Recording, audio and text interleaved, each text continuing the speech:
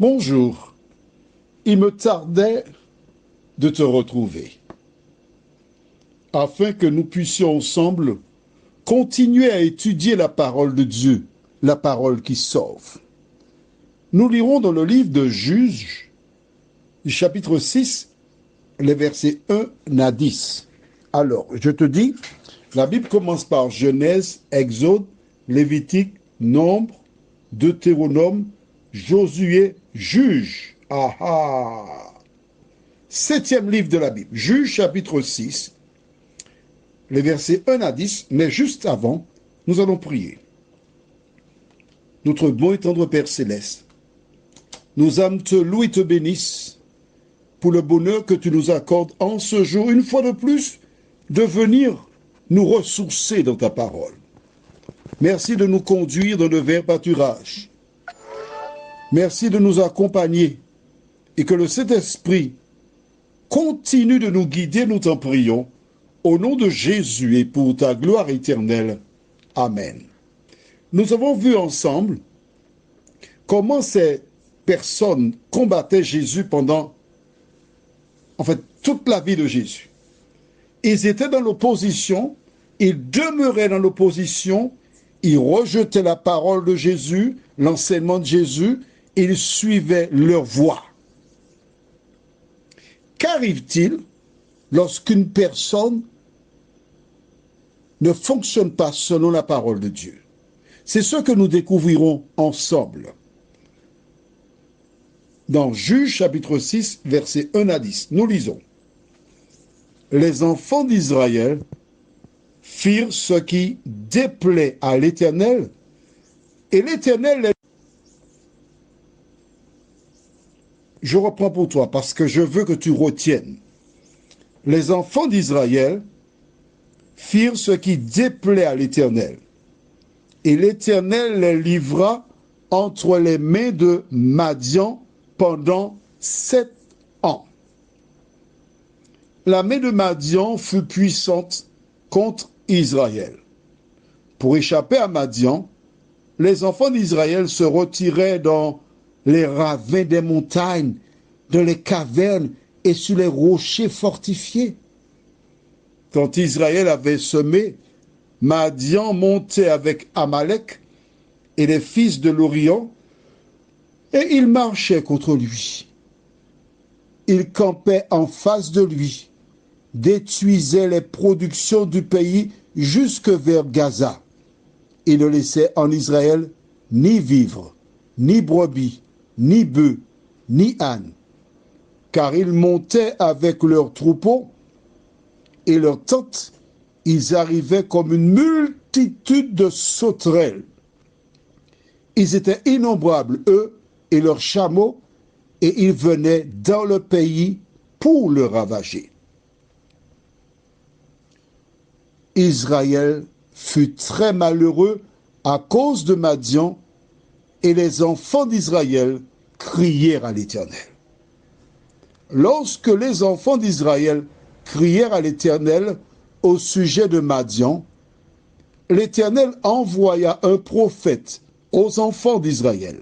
Il leur dit, « Ainsi parle l'Éternel, le Dieu d'Israël. Je vous ai fait monter d'Égypte, et je vous ai fait sortir de la maison de servitude. Je vous ai délivré de la main des Égyptiens et de la main de tous ceux qui vous opprimaient. Je les ai chassés devant vous et je vous ai donné leur pays. Je vous ai dit, je suis l'Éternel, votre Dieu. Vous ne craindrez point les dieux des Amoréens dans le pays desquels vous habitez, mais vous n'avez point écouté ma voix. » Ok?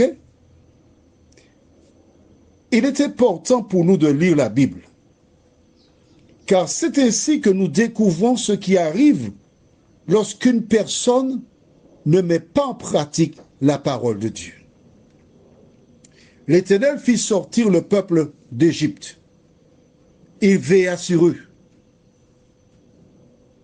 Ils étaient bénis. Dieu a donné une directive précise, mais que firent-ils? Verset 1er. Les enfants d'Israël firent ce qui déplaît à l'Éternel, et l'Éternel les livra entre les mains de Madian pendant 7 ans. Qu'est-ce que cela veut dire? Je voudrais te rappeler le principe. C'est un principe qui demeurera jusqu'au retour de Jésus. Dieu n'impose rien à personne. Mais c'est chaque personne qui détermine son avenir. Les enfants d'Israël avaient le choix. Rappelle-toi, dans le cahier de 300 pages, tu as noté certainement Deutéronome 30, verset 15. Vois, je mets aujourd'hui la vie et le bien, la mort et le mal. Les enfants d'Israël avaient le choix. Que firent-ils? Ils décidèrent de copier sur ce que faisaient les autres nations. Les autres nations avaient des dieux, des pratiques contraires à ceux énoncés par Dieu. Donc ils ont choisi. Dieu les a livrés à leur sort. Et quand Dieu s'en va, qui arrive? L'ennemi de Dieu, le diable. Donc Dieu n'a pas livré Israël. C'est Israël qui a choisi d'abandonner Dieu et qui a supporté les conséquences. Exemple, tu vas voler. Bon, je te raconte. Ouais. Quand j'étais enfant, nous avions un voisin qui faisait de belles cannes. Les cannes devaient faire facilement 3,50 m de haut. De belles cannes. Et pour qu'elles soient hautes, que fait-il? Il prend du fer 6, il entoure la touffe de canne en bas, vers le milieu et plus haut. Donc les cannes montent vers le ciel. Et crois-moi, hein, chaque fois que nous passions, on aurait dit que les cannes nous disaient « Hello, viens me manger ». Elles nous appelaient littéralement. Que faisions-nous?